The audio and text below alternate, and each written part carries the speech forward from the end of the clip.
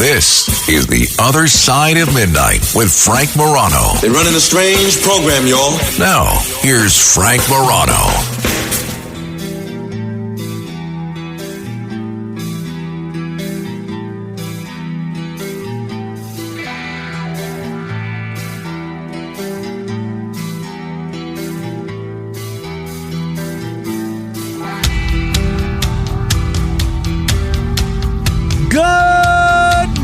Everyone, this is The Other Side of Midnight. I'm Frank Morano. Coming up, we are going to get into Boeing in a big way.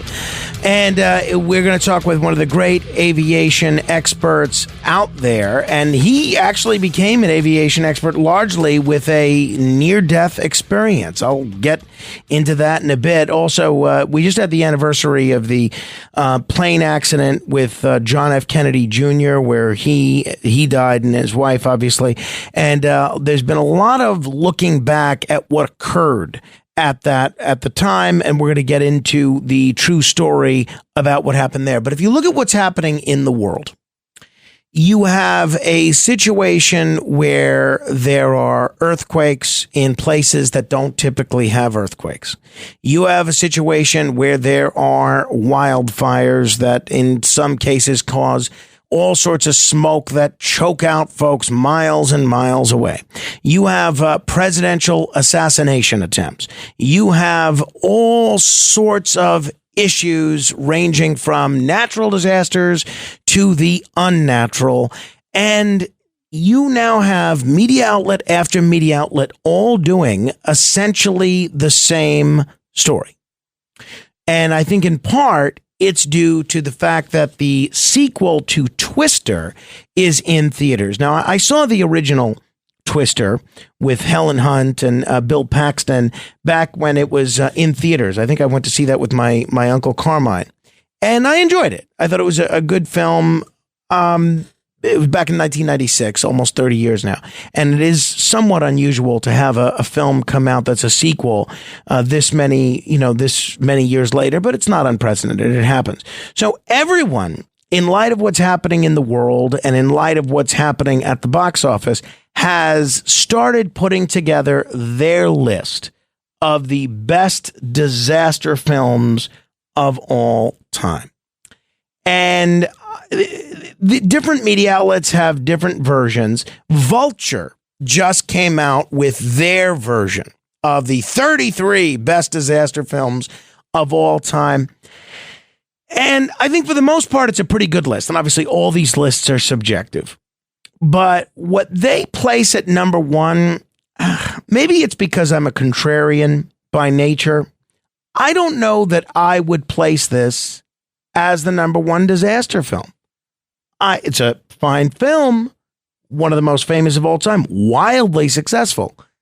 But is it the greatest disaster film of all time? I'm not so sure. The film is... Is there anyone there? Yes, what do you see? Iceberg, right ahead! Thank you. Iceberg, right ahead! Stop it!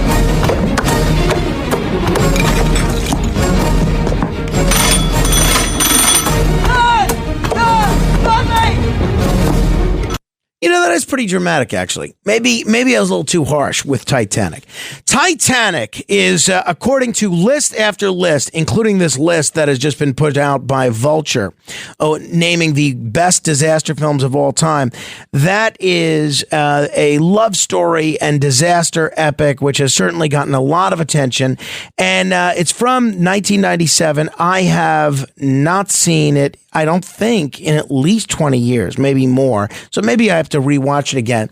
I think if you look at some of the other disaster films that are on the list, I think Outbreak is far better. And now where did they rate Outbreak? Outbreak is actually I don't think they put Outbreak on their list. They had they had Contagion on their list as the 8th best disaster film of all time, but I don't think they had Outbreak on their list, which I never saw Contagion, but I think Outbreak is a phenomenal movie.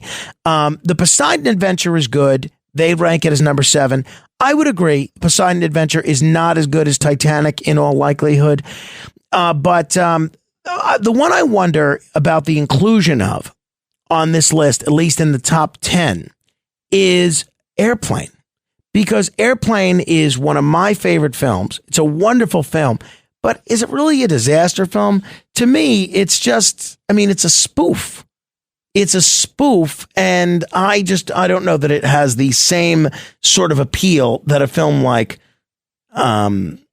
Titanic does, or Earthquake, or any of those classic disaster films. It's a send-up of all those films, including, of course, Airport. I can't stand it anymore. I've got to get out of here. I've got to get out of here. Calm down. Get a hold of yourself. Stewardess, please let me handle this. I've got to get Calm down. Now get back to your seat. I'll take care of this. Calm down. Calm down. Get a hold of yourself. Doctor, you're one on the phone. Everything's going to be all right. Please. Sister, please, I'll handle this. I've got to get out of here. Out of here. People are lined up to smack her on the airplane. You see, that's what I mean. When you think of a disaster film, they could have funny moments, but for the most part, whether they're battling aliens or an earthquake, it's not something that is generally slapstick humor. It's generally a very tense film, even if there are lighthearted moments. And speaking of aliens, who could forget about the classic disaster film Independence Day? Are you all right? I saw his thoughts. I saw what they're planning to do. They're like locusts. They're moving from planet to planet. Their whole civilization. After they've consumed every natural resource, they move on. And we're next.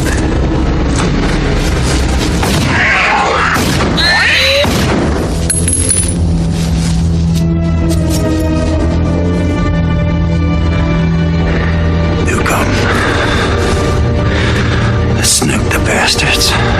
Now that's a great film. I still never got around to seeing the second one, which everyone says is terrible, but I'm a sucker for a good alien movie. I'd love to know whether you look at the Vulture list or any of these other lists. I'd love to know what you think is the best disaster film of all time. Is it Titanic? I don't know. I don't know that I would rank it higher. I'm hard pressed to say I would rank higher than that. I don't know.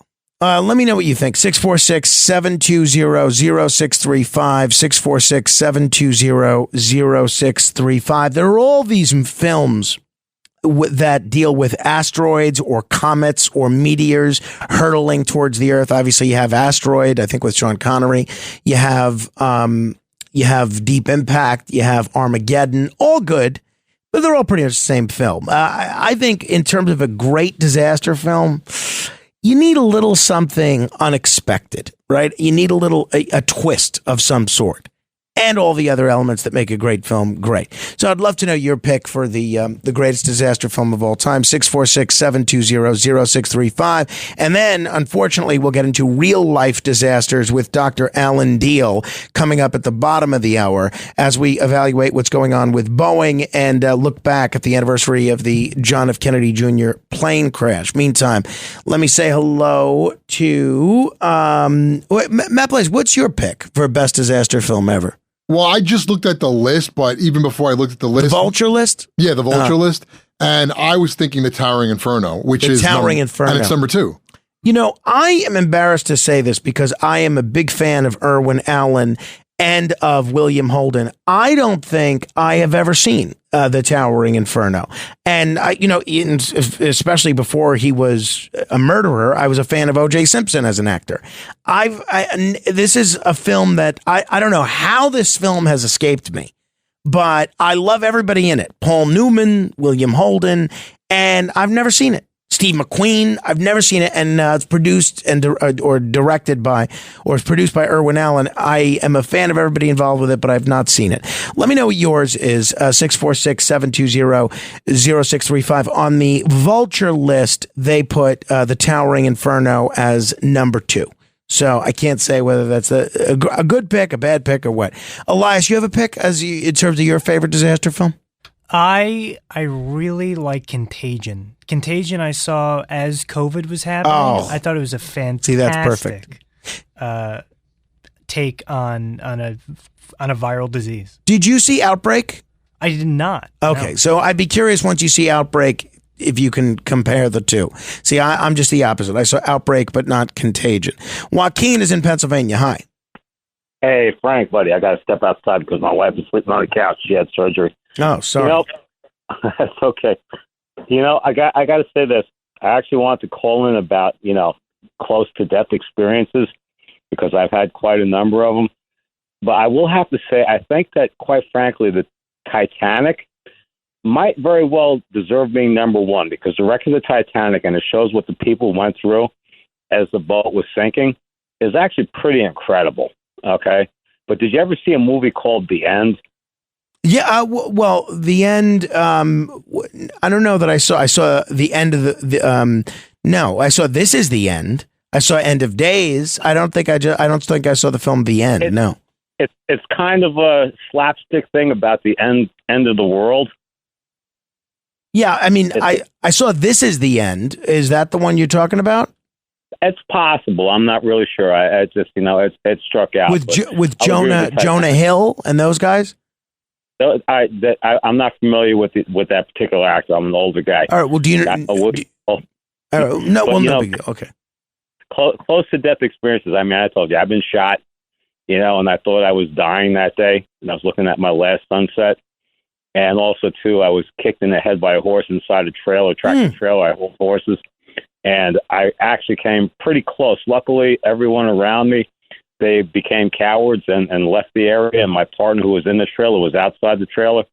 But after the horse got me in the head, I was underneath him, and I looked out the door after I came to him. My partner was like, "You have to," he goes, "Are you okay?" And I turned my head, and he goes, "Oh, my God, that's not good."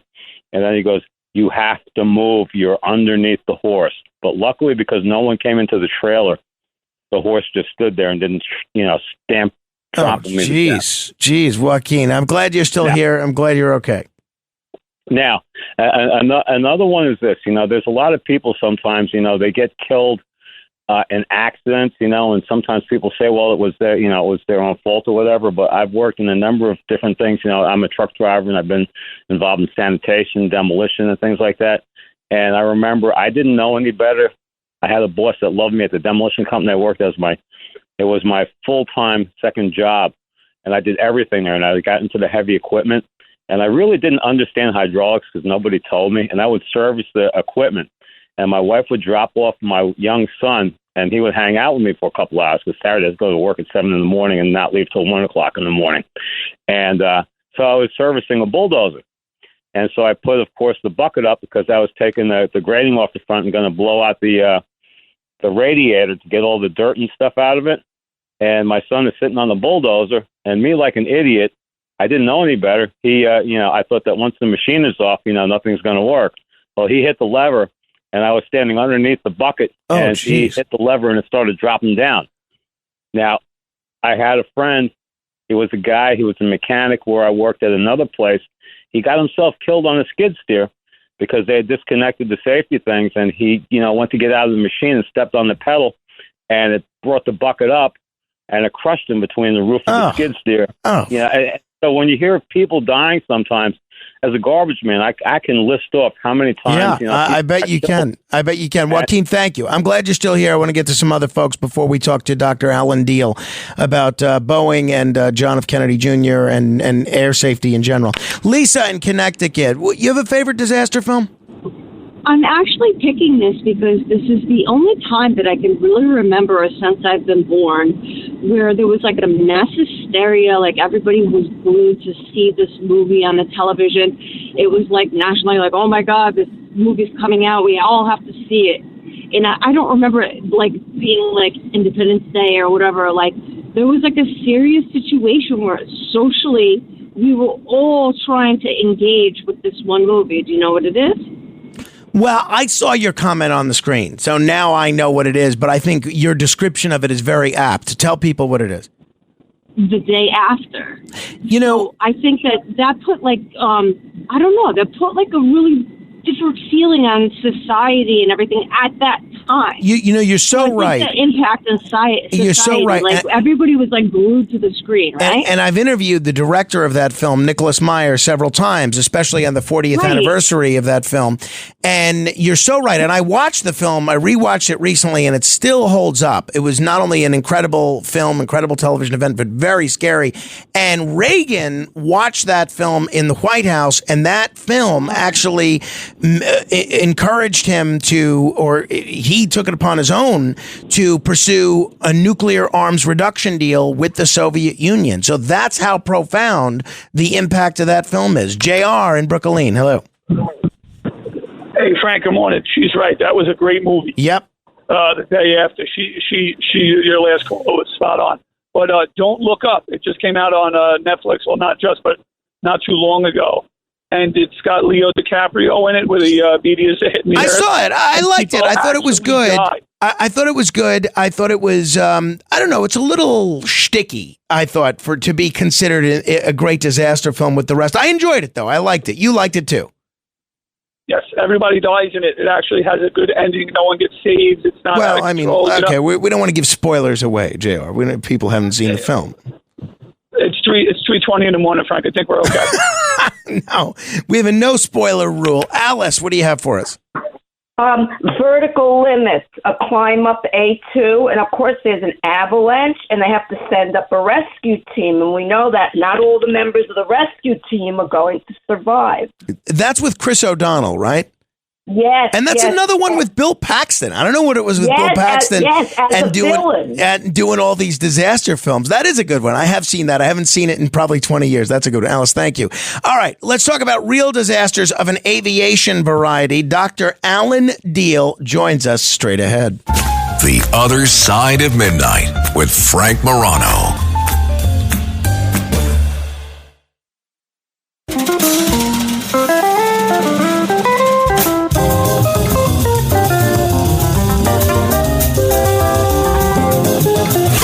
It's The Other Side of Midnight with Frank Morano. This is the end, beautiful friend. This is the end, my only friend. The end of our elaborate plans. The end of everything that stands. The end. Well, whether it's disaster films or near-death experiences, our next guest is an authority on both.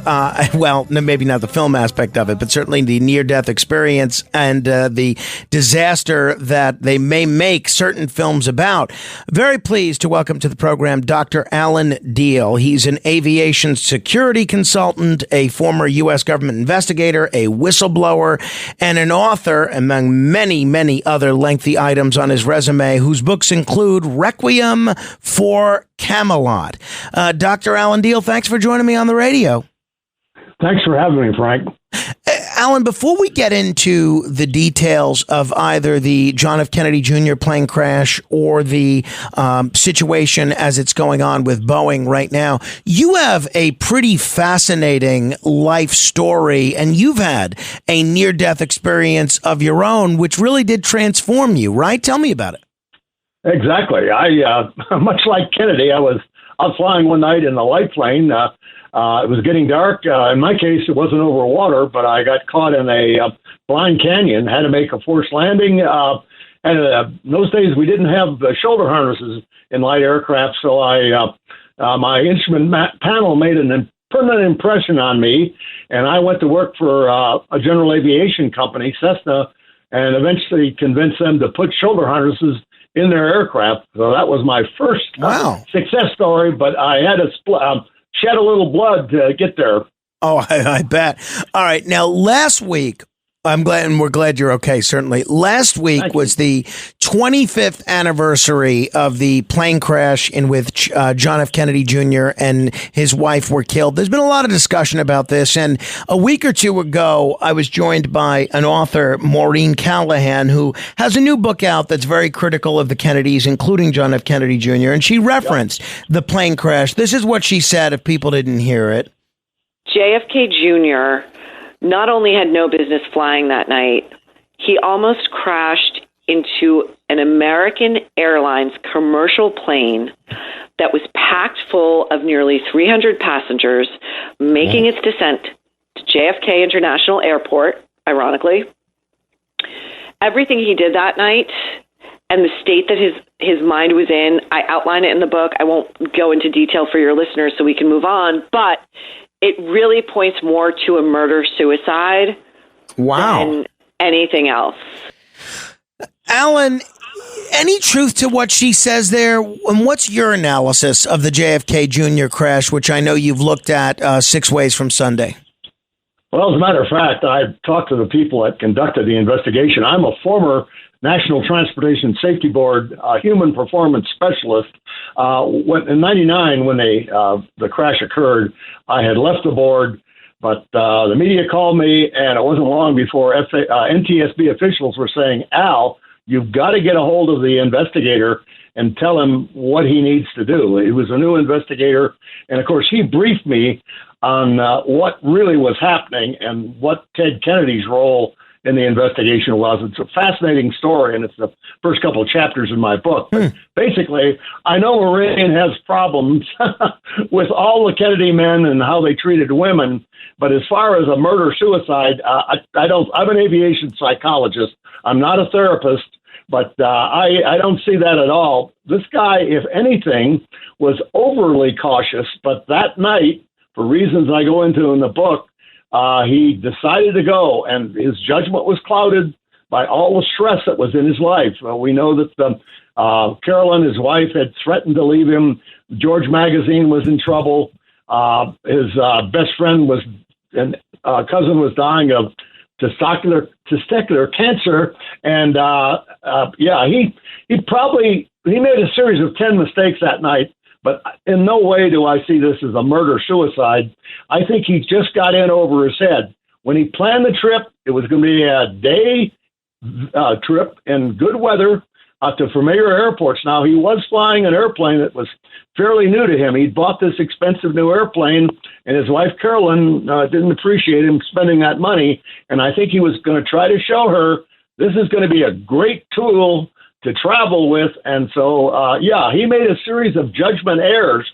But when I worked for the NTSB, I looked at an airliner crash. I'm trying to make this a short story. And I listened to a lot of cockpit voice recorders and realized there's a program that could prevent these accidents. NASA developed a thing called crew resource management. It's a psychology management program that is now mandatory for all airline pilots. Well, I left the NTSB, went to work for the FAA, and they said, hey, Al, can you do something like that for general aviation? It's a much more diverse group. They don't have as much training, and smarter people than I had already said over half the accidents are judgment errors. Let's see if we can develop a program to reduce judgment errors. Long story short, we did that. I blew the whistle on the FAA administrator lying to Congress, and they essentially canceled the program. Wow. It was called Aeronautical Decision Making, and Kennedy did not get that training. I think it would have saved his life. Wow. When I talked to the investigator who conducted it, not only did he tell me what was really going on in the investigation, and the reason for the name Requiem for Camelot is that Ted Kennedy basically wanted things done quickly and cleanly. He wanted, first and foremost, he wanted to make sure that none of the pictures of JFK Jr.'s body got out. As you probably know, the media had been offering allegedly $250,000 for a shot of Kennedy's body. It never happened because Ted threatened everybody on the investigation. If that happened, they were going to be in big trouble. But that's not the point. What he wanted have a high requiem mass. He wanted the bodies cremated, and he wanted them buried at sea, and he wanted a simple finding, and that was kind of the marching orders. You know, you don't screw, NTSB is independent, but with a powerful senator like Ted Kennedy, and I understand, I understand his motivation and his fear that the pictures, et cetera, would get out, but he was more than happy to see this go down as what they call spatial disorientation. So that's the essence of it. At 30 minutes after the hour, this is The Other Side of Midnight. We're talking with Dr. Alan Diehl, a guy that knows a thing or two about this. So there was one of the things that I've always heard about that JFK Jr. crash was that there was a great deal of inexperience on his part. Is that, you said he was overly cautious. Would the inexperience that I've heard from others, would that play into that at all? Do you share that view that there was a level of inexperience that might have led to him being overly cautious? Absolutely. This guy had 310 hours. It takes about 50 to 100 hours to get a private pilot's license. You have to take another 100 hours to get your so-called instrument rating to fly in bad weather. He didn't have that, but he had a total of 300 hours, but only 73 of those were by himself. So when he flew, he had an instructor telling him what to do. Now, if you're a risk taker or a cowboy, as we sometimes call them, you don't want an authority figure like an instructor sitting beside you. So this is a guy that was quite cautious. Now, remember, his Uncle Joe had been killed in a plane crash in World War II. You're familiar with these. Sure. His Aunt Kathleen was killed in a commuter plane crash after the war. Ted Kennedy barely survived a plane crash in 1964. He flew with his stepbrother, R.A. Onassis, who later died in a general aviation crash. So this was a guy that realized when you sit in a general aviation cockpit, you better be all business. And I know he took chances kayaking and stuff like that, but when his instructors told the NTSB, he was very serious.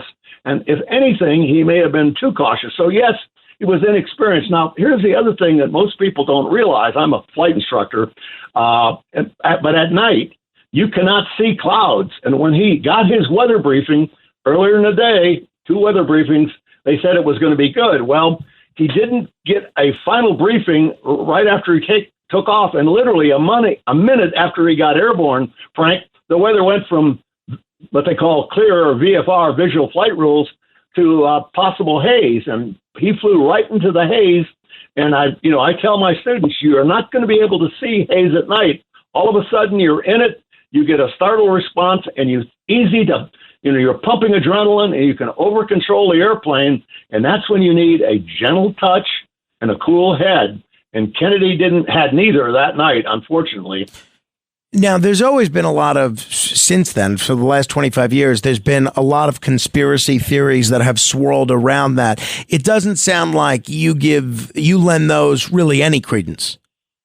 Well, I talk about, the 4 major ones. First is the murder-suicide, which, of course, I guess Marlene is pushing. The second is, and this is really ridiculous, but, the Kennedys did him in because they thought he was going to run for D'Amato's seat in 2002. That's not laughable because of his death, but I think no credibility there. The other one that does have some traction is that he had told other people that he was going to find out why his dad was assassinated. And, Al Gore, according to reports, was thinking about him as a vice presidential candidate for the 2000 run. So, I can see people saying, yeah, boy, if he was Al Gore's vice president, first of all, they'd have probably won. But secondly, he would have been able to maybe investigate what killed his dad. So, that's a conspiracy theory that at least has some, basis in credibility, I guess I'd call it.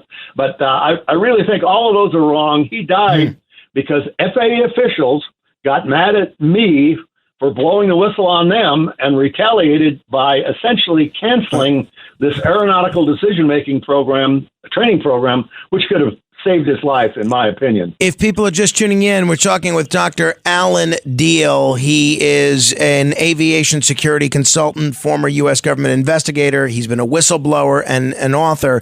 His books include Requiem for Camelot. You can check out his website at alandiehl, DIEHL.com.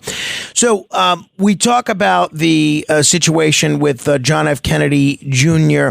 Let's move a few years into the future, really to the present day, into Boeing. A lot of news coverage in the last 2 weeks over this plea deal that Boeing has accepted in order to avoid a criminal trial over the 737 MAX crashes.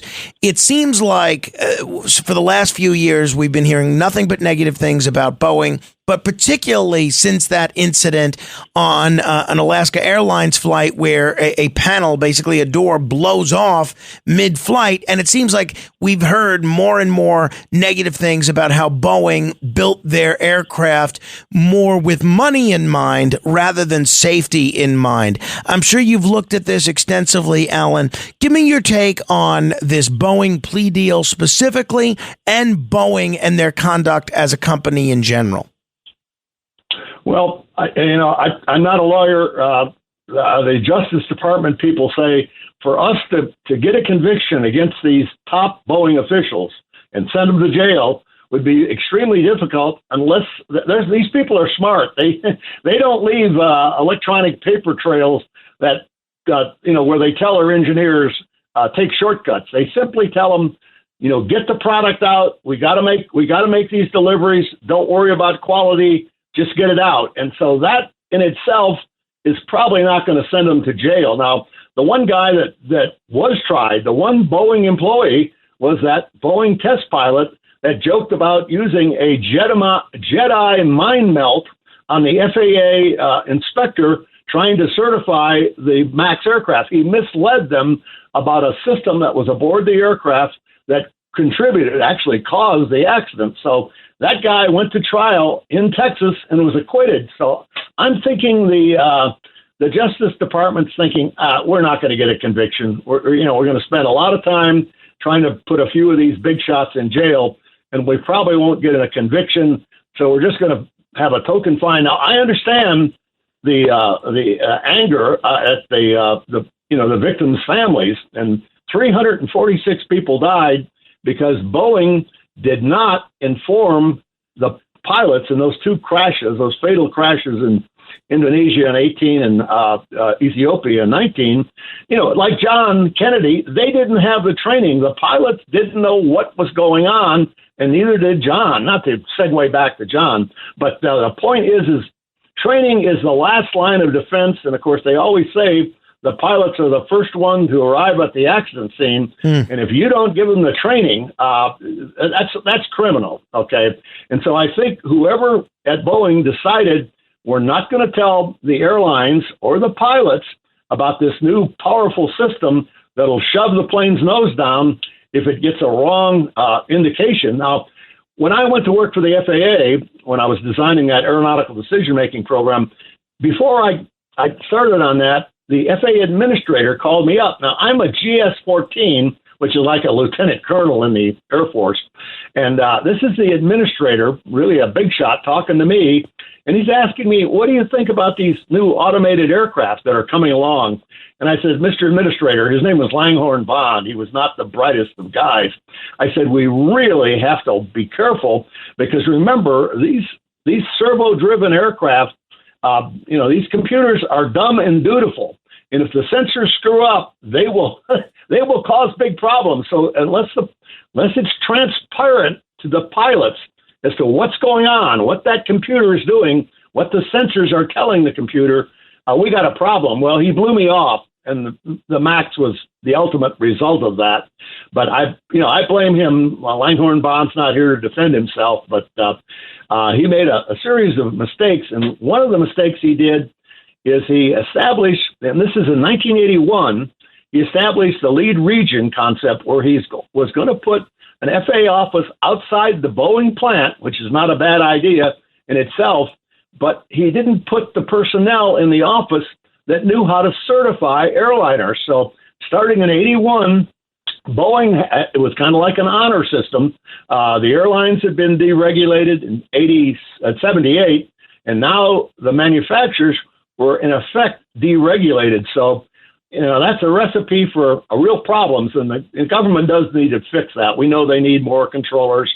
They need more inspectors, too. So as far as Boeing as a company goes, this repeated assertion that they cut corners for the sake of profit, do you lend any credence to that? Yeah, it's absolutely correct. From everything I've read, starting in 1997, other people have talked about this, Frank, as you know.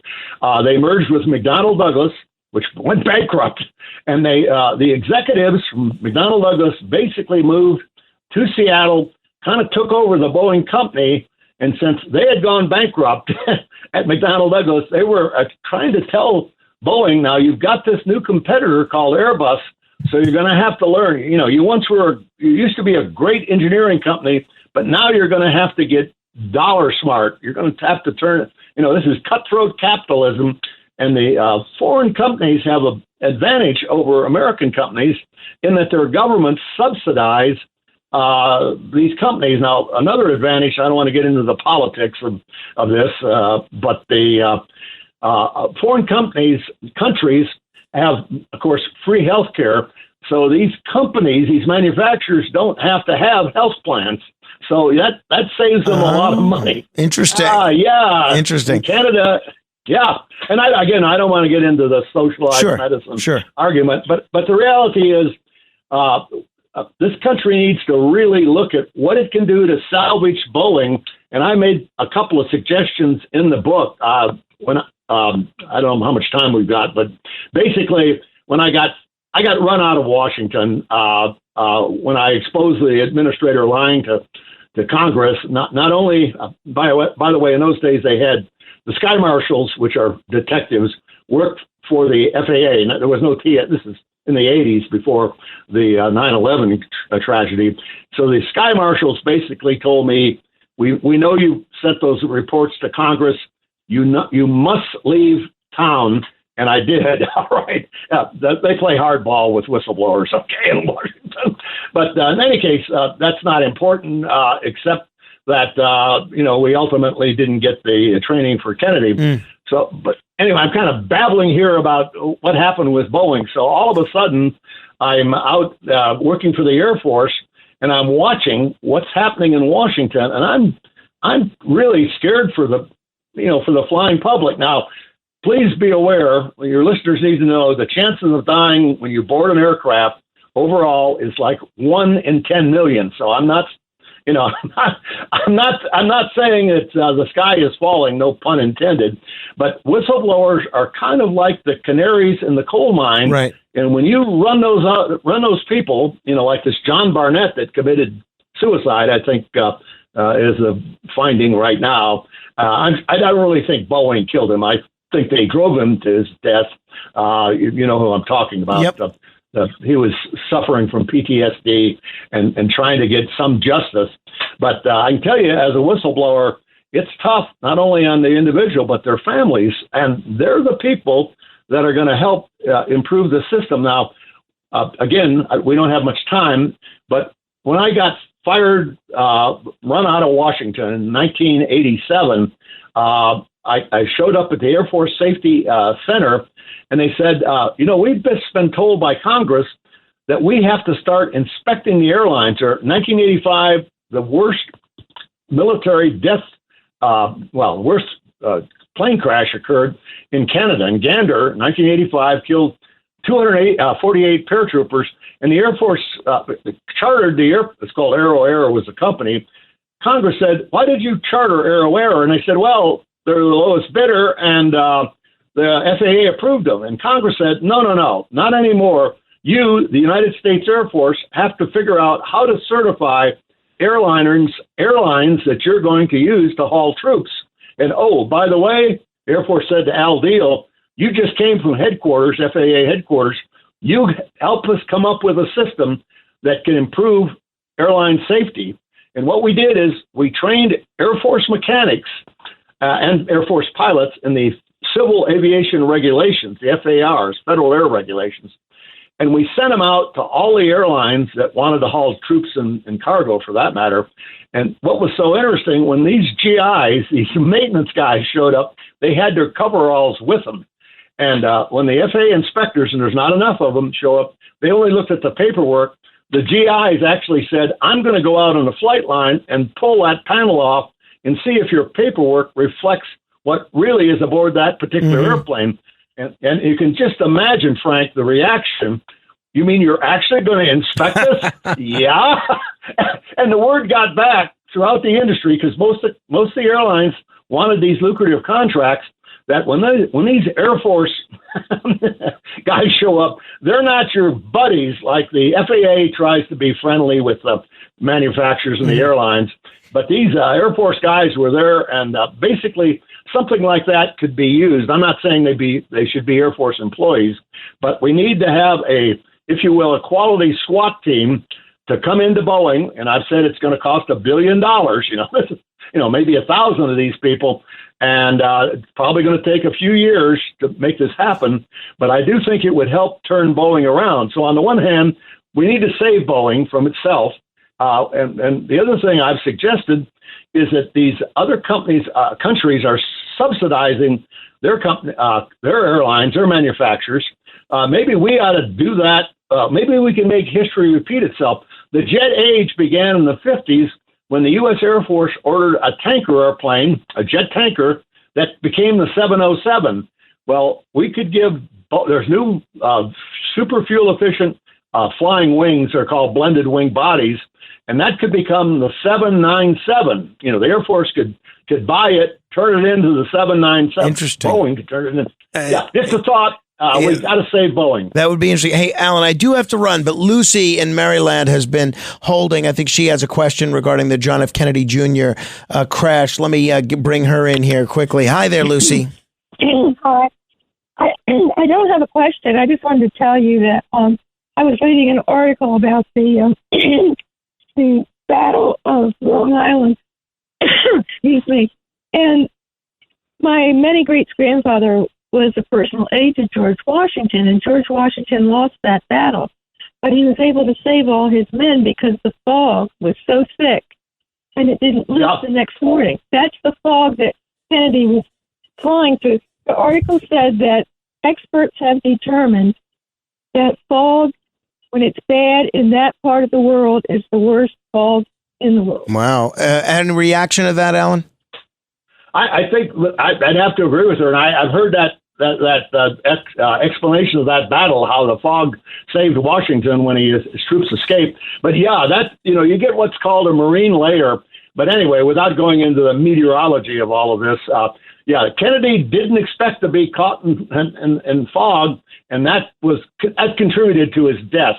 And he if he'd been talking to controllers, they would have talked him down, I think. But he made 10 mistakes, and I talk about the mistakes in my book. But fog is bad, obviously, in that area where you have a lot of water activity, sea breezes, and so on that can cause the fog to pop up. Lucy's right. People could check out the book Requiem for Camelot. You can get it on Amazon or just go to alandiehl.com. Alan, I really appreciated the conversation. Thank you. Thank you, Frank. I appreciate your having me on. If you want to comment on any portion of our discussion, you can give me a call, 646-720-0635. That's 1-646-720-0635. This is The Other Side of Midnight. I'm Frank Morano. Straight ahead. The Other Side of Midnight.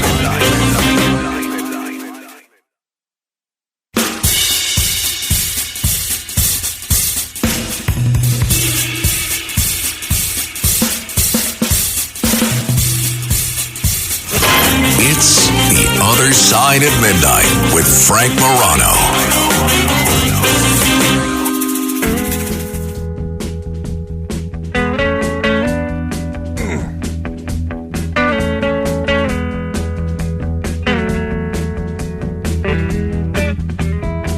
Some of y'all never been down south too much. I'm going to tell you a little bit about this so that you understand what I'm talking about. Down there we have a plant that grows out in the woods and the fields. Looks something like a turnip green. Everybody called it poke salad. Poke salad. Used to know a girl lived down there and she'd go out in the evenings and pick her a mess of it, carry it home and cook it for supper. Cause that's about all they had to eat. They did all right.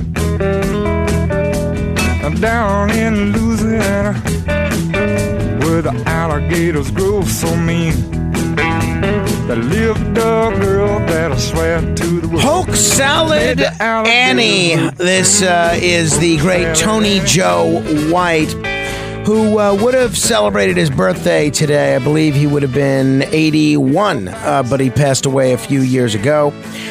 Tony Joe White, nicknamed the Swamp Fox, doing Poke Salad Annie. A terrific song, if ever there was one. 646-720-0635. 646-720-0635. Hey, some good news if you are awake right now. And this does not come as a surprise to me. Night owls may have sharper minds than early risers. If the birds are chirping right now, you might get a little offended. But in a study of 26,000 people in the UK, those who stayed up late showed super cognitive function across tests of intelligence, reasoning, reaction time, and memory than people who wake up early. That's according to new research from the Imperial College London. Experts caution that the study is limited, but it did succeed in poking holes in conventional sleep wisdom. One stereotype that did hold, though, is sleepers who logged 7 to 9 hours every night scored the highest on cognitive tests. I love this story because, look, it's no secret that you need a lot of sleep to do well. But I think that those of us that are up at this time, we always see these negative stories about the negative effects on your health and on this and on that. It's so great to see a study that actually shows that those of us that are night owls, that are awake at this time, actually have some potential for being a little bit brighter than the average bear, if you ask me. I think that is good news all around. You buying that, Matt Blaze? Absolutely, 100%. Yeah, because of course we are. If that's not true, we're all just done for, right? I mean, that's so important. All right, we were talking about the weather and the situation with the fog, and obviously that's gotten a lot of attention lately. There is a meteorologist who has, I think, done something very clever and admirable. There is a meteorologist in Tulsa, Oklahoma, who had breast cancer. And she announced that on air, telling viewers that she might be looking a bit different in the next few months. And some buffoon, and I so relate to this, but some buffoon wrote her an email criticizing her appearance, which rightfully irked her. Here is this Oklahoma meteorologist, Laura Mock, at Fox 23 in Tulsa, Oklahoma. I've had so many other people with cancer reach out and say, I battled this too. I know what you're going through. I send you so much love and support and empathy. That actually was not the clip that I thought that we were going to play, but she basically clapped back at this viewer who body shamed her amidst her battle with stage 3 breast cancer. So a viewer who apparently didn't realize she was undergoing chemotherapy sent a nasty email to the entire newsroom criticizing Mock's hair. And basically, she clapped back at this very viewer, telling the Today Show that she's received a lot of comments from viewers about her appearance. But the subject line in the email that she ended up responding to was Laura Mock, and the sender writes, "Can she stop playing with her hair and do the weather? Looks like she has added fake hair." when the truth is she did add fake hair because of her cancer treatment. I mention that because a lot of times we think public figures aren't people. They are. They have feelings, and there's no need to mock someone's appearance like that. Your influence counts. Use it.